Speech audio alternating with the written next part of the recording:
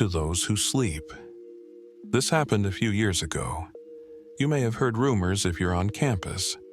Some even circulated online. Nobody knew what really happened. Because I'm the only one who knows, and I kept quiet, for a multitude of reasons. None of them matter now. Here's what really happened. The four of us were handpicked for this experiment by Professor Richardson because we'd all studied under him, worked under him, and, as much as anyone can, earned his confidence. He said this one was different. We had to keep it quiet. He wanted to keep details to a minimum.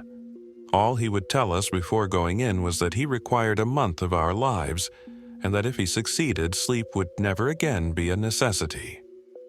Think of it, he said. 6 to 8 additional hours every day. Your month will be paid back before the year is out. If he was right, he'd have a Nobel Prize for sure. It would change the world. We believed in him. Sleep would become a hobby. Imagine that. We felt lucky to be a part of it. We went in with the highest of hopes. We were so excited for a new future for humanity and for ourselves. I was the only one to leave that place. Week 1. Professor Richardson brought us out to the location in his van, explaining along the way what we were to do. For the purposes of the study, we were asked to remain in the compound, as he called it. We would be locked in fact, and deprived of windows and Wi-Fi. Other than endure patiently, we didn't have to do much of anything. My machine does all the work, he explained. It uses a complex melange of sound waves to disrupt the processes of sleep, evolutionary appendices from the days before civilization. The most immediate side effect you'll notice is that you won't dream. Any other effects we noticed we were to catalog. We were, as he said, in uncharted territory, and so we had to map out the dangers. The immensity of the project was inspiring enough. Then we saw the compound, the Octagon, as it was known. A concrete octagonal structure built at the end of a labyrinth of dirt roads somewhere in the backwoods of Searcy, Arkansas. I've never been able to find it again. The professor said it was originally intended as a jail for terrorists, but it was abandoned and never used. It's virtually impenetrable, invisible to satellites, but for us, it had been stocked with all the comforts we'd require for a month of dedication. I don't know if any of us expected to really conquer sleep. We thought perhaps a reduction in sleep requirements could be possible. We spent a fair amount of the first 2 days speculating on how the machine works with its complex melange of sound waves, and whether sleep really is an evolutionary appendix, as the professor had claimed. By the 3rd day of only getting 3 to 4 hours of sleep, contrary to feeling groggy, we were more awake and full of energy than ever. We were alert and ready to debate these ideas. That's when the excitement really hit us. He really did it, JT said. JT was a big, ginger-bearded guy, the sort of guy who still has a healthy collection of magic cards. We don't know that, James said, always the skeptic. He came from Australia just to study under Richardson, actually. The machine could be stimulating the adrenal glands to mildly dose us with adrenaline all throughout the day. Even were that so, wouldn't change the fact that he beat sleep, I said. With our extra time, we were getting in tons of reading, played a stupid amount of Call of Duty, and still had plenty of time to sit around and debate. I guess I have to admit it's fucking amazing, James said. We all felt it. It was almost euphoric. The excitement we felt for being possibly the first humans to live without the need for sleep. Technically, we still needed a few hours each night still, but we decided together that it was more out of habit than necessity. Then, on the 4th day, Don said, "There's something wrong." Don was a serious one. Super serious. He used to be a Franciscan, I'd heard. It showed. He didn't talk that much, and when he did, it was usually worth listening to. This time, he put into words something I'd been feeling, but I guess just kind of buried under the excitement.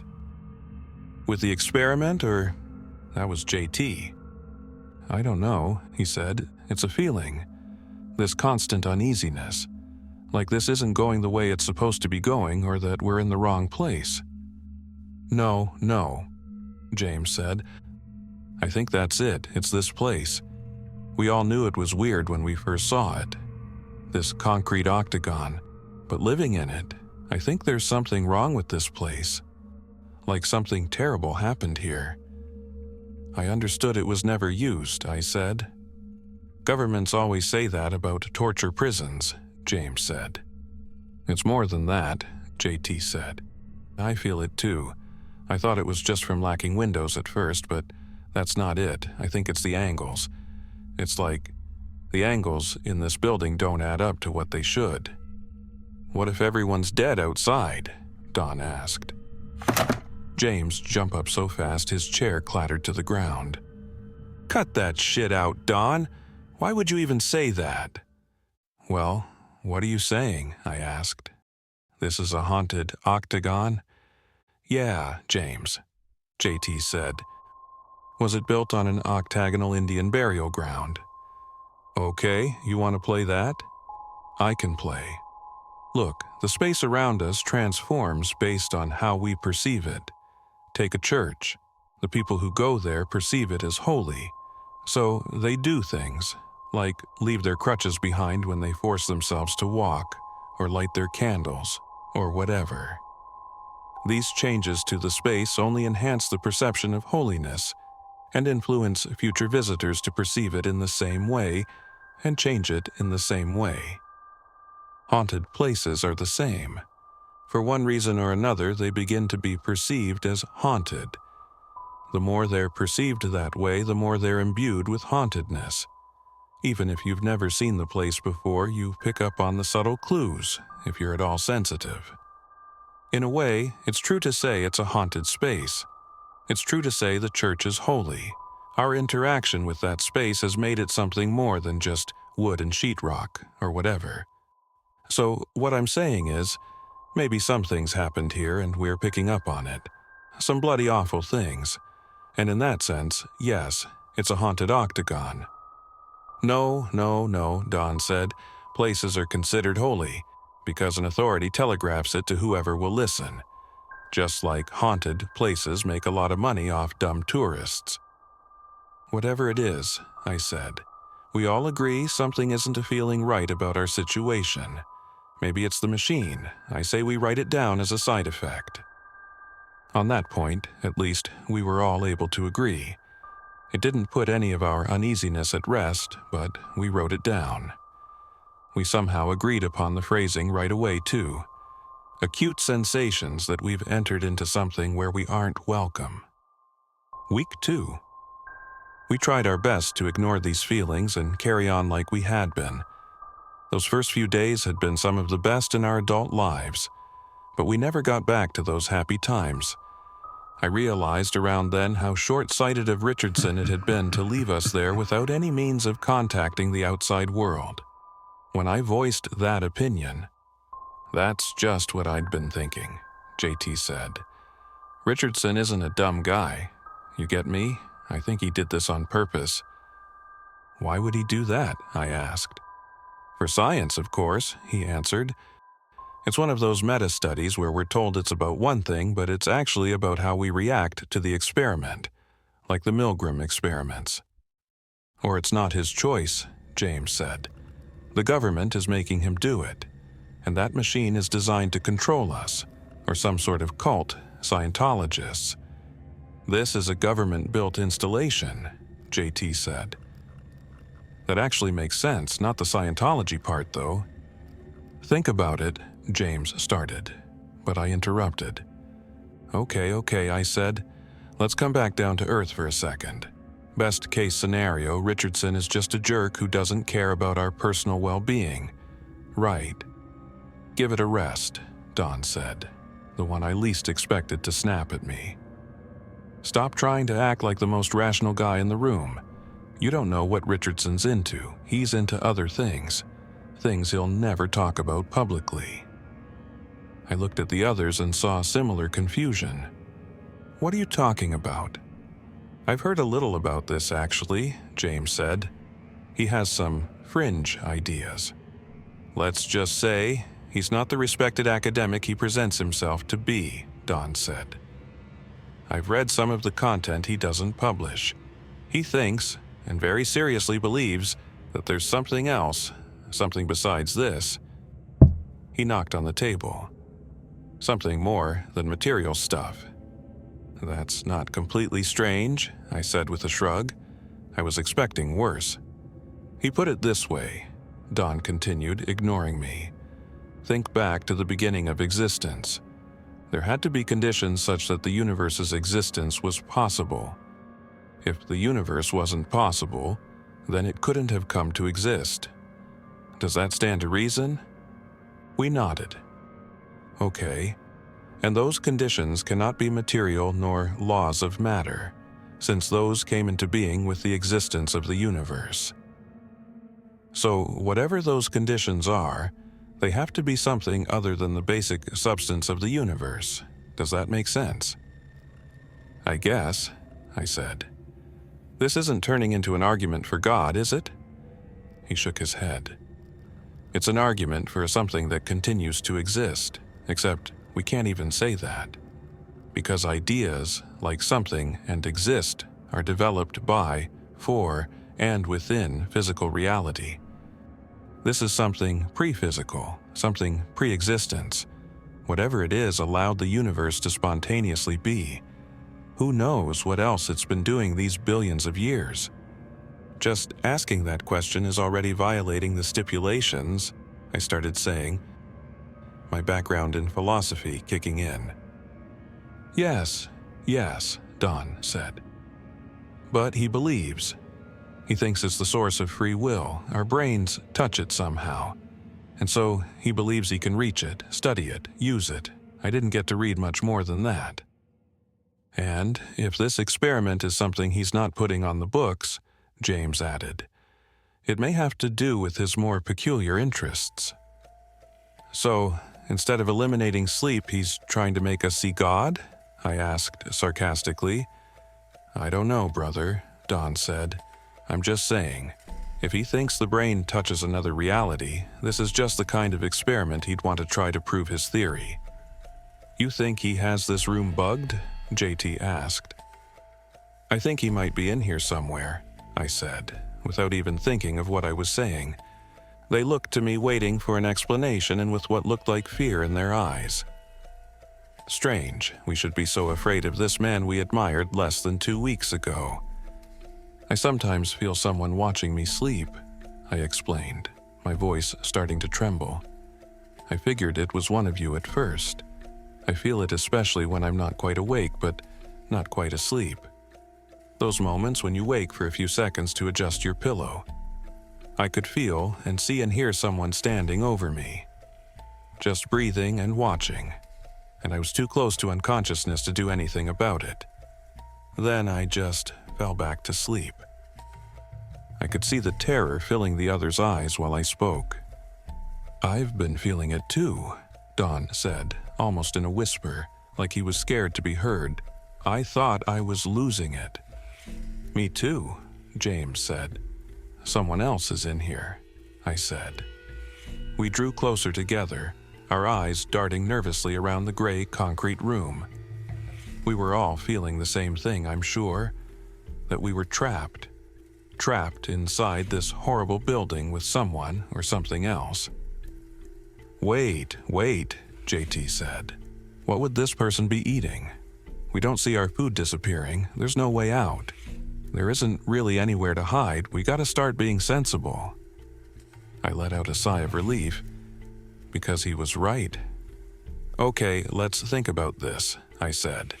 Let's say this is another effect of the machine. Phase 2, paranoia.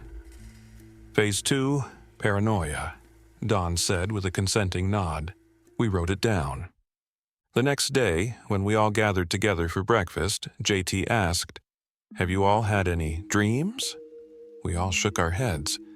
Richardson was right on the money with that one, I said. He said. Do you know feral children don't dream? How do we know that? James asked. They tell us. The few that get socialized. They say dreaming is something that starts only after, when they have language, object permanence, and all that shit. What about dogs? I asked. Like chasing rabbits in their sleep? Autonomic responses. Maybe language and object permanence impacts only the ability to remember dreams, James said. Both are consistent with the superficial data. The onus is on you to prove otherwise. JT scoffed.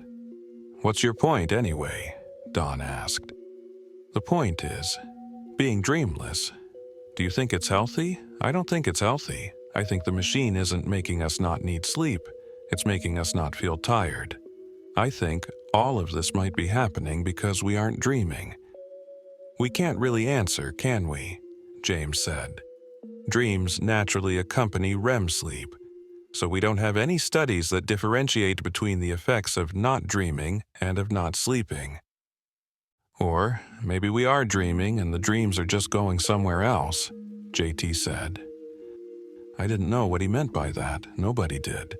But we all stopped talking then and dispersed. Something about it felt too true. Week 3.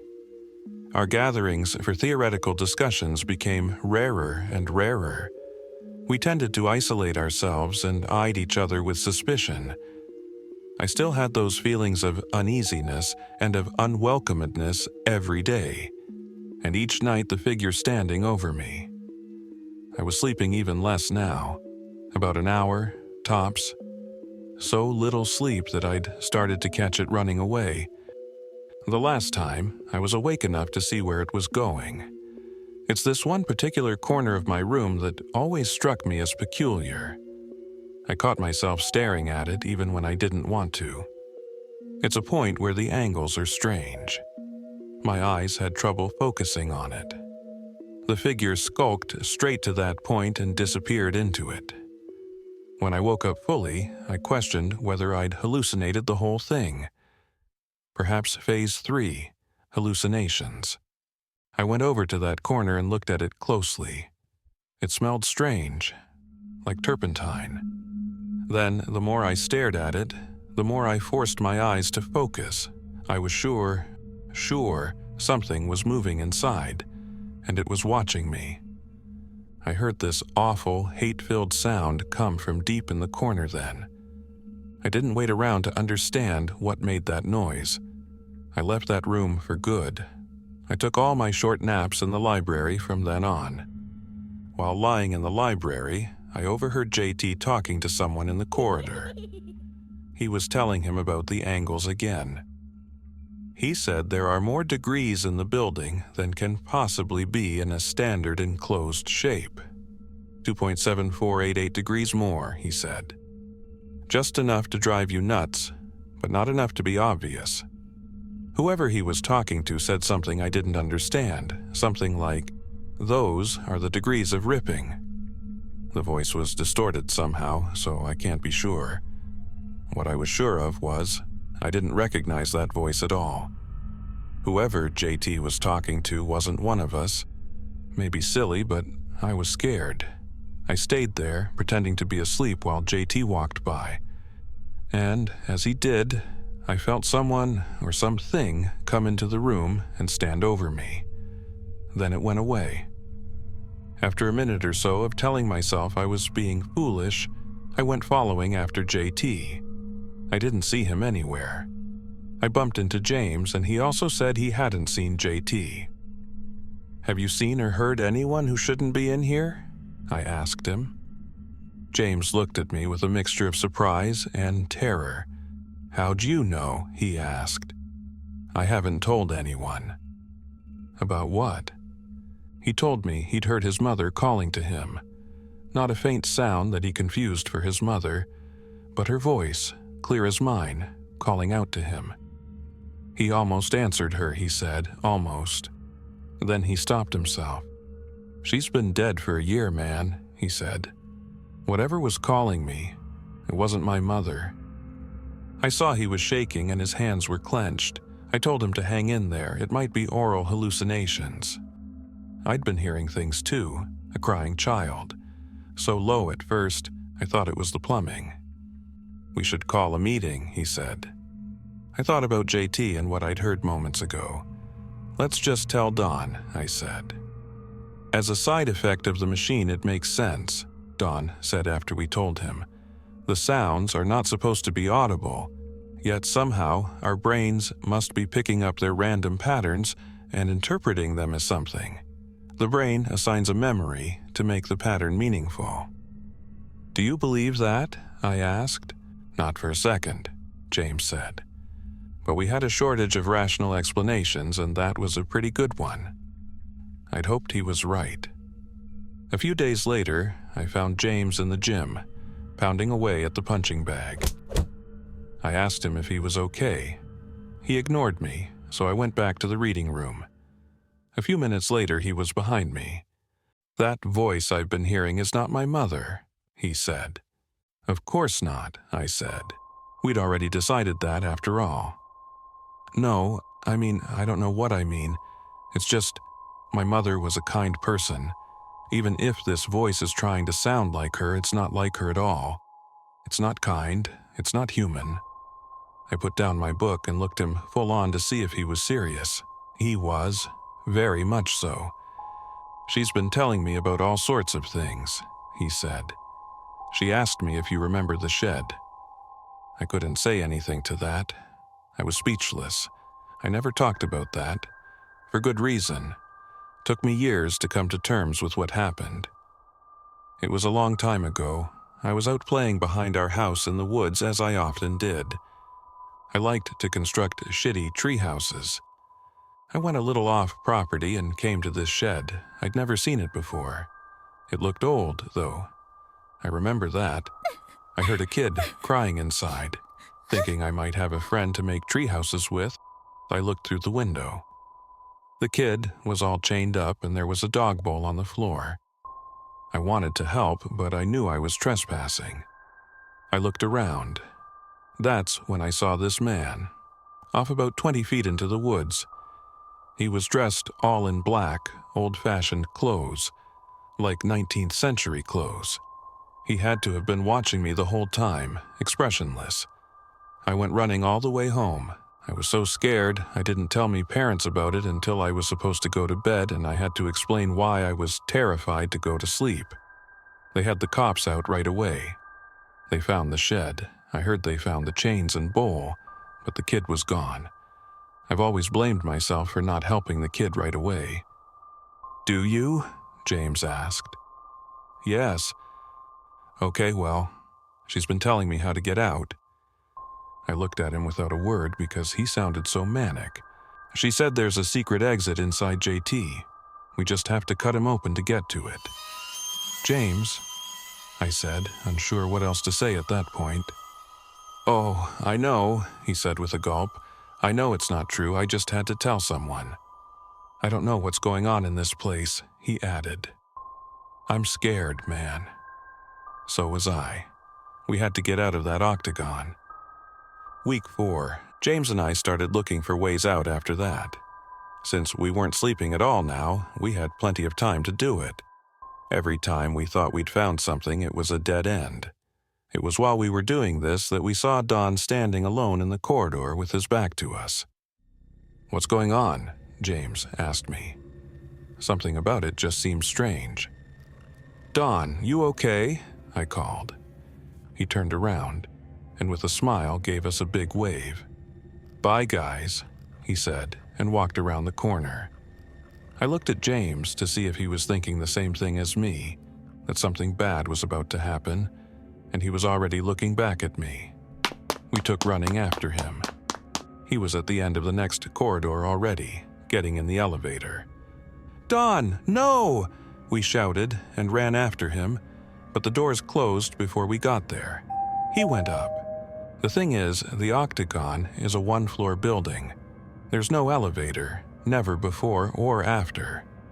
I don't know where Don went or if what I think I saw really happened, but I know I never saw Don ever again. "I don't understand," James said. "What's happening?" Before we could take time to think about it, A group of people rounded the corner and were walking toward us. "I think we should go," I said. "Who are they?" he asked. "James, let's go," I said. "Why are they blurry?" "I don't know, but we're going." I grabbed his arm and pulled him with me. Then I ran. I ran until I got to the kitchen and hid myself between the wall and the fridge. I was sure James was right behind me. I could hear his footfall the whole way, but when I looked, he was gone. I stayed there until my body couldn't really take it anymore. Probably a few hours. When I slipped out, I saw someone peering at me from around the doorway. I was so startled, I backed up against the wall. It was a little boy. "Hello?" I said. Then I heard screams. The boy was gone. More screams. I couldn't just leave someone in distress. Not again. I ran toward the screams, scared of what might be happening to James. I heard a scream again, but this one choked out. It was coming from JT's room. I wished then and still wish I hadn't opened that door. James was in there. He'd sliced JT open and he was feeling around in his guts. The shocked, agonized expression was frozen on JT's face. "What did you do?" I asked. "I have to get out," James said as he dug through JT's intestines. I backed out of the room. I didn't know what else to do. I just had to find somewhere to hide until Richardson could get us out of there.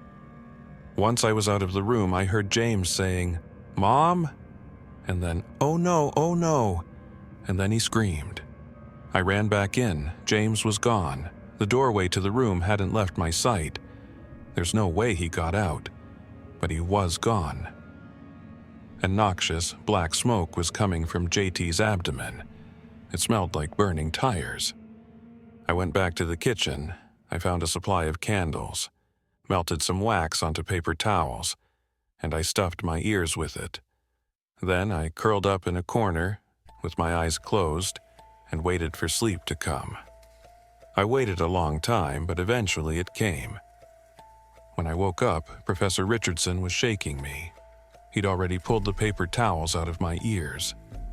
I thought he'd come early. I found out later I'd been asleep for several days. He asked me where the others went. I told him everything, as much as I understood. I tried to take him to JT's body, but it was gone. Not a trace of blood. He took me to a hospital after that to make sure I was okay. "I'll foot the bill," he said. "Also, you can forget about your student loans." "Is that how it is?" I asked. "I put you in danger," he said. "So yes, you've earned it, if you keep quiet." I told him I couldn't keep quiet because of what happened to the others. You don't think those things really happened, do you? Would all the laws of the physical universe suspend themselves just for you? No, those were waking dreams. You weren't supposed to dream at all. I thought I'd compensated for it. The machine needs tweaking. That's science. The others are fine. They'll be laying low for a while until I publish the results. Please do the same. I wanted to believe him. I've always considered myself a rational person. I just didn't believe him. Yes, it all could have been a dream. That would be the simplest explanation. But it was no dream. I tried to find the others. I never could. I don't think they're fine at all. I tried to tell police about it, but they wanted evidence. I couldn't even show them the Octagon. James, JT, Don, if you're out there and read this, let me know you're okay. And everyone else, let me tell you what I think. I think Professor Richardson was right about one thing. Sleep really is something we evolved to protect us. Except not from the creatures that roam the forests at night. It protects us from something much worse, something all around us. It's not obsolete at all. Thank whatever you believe in that you have sleep and you dream. Thanks for watching. If this story kept you up, hit like, subscribe, and let me know. Do you think sleep is a shield from something darker? For more unsettling stories, turn on notifications and remember, some mysteries are best left undisturbed.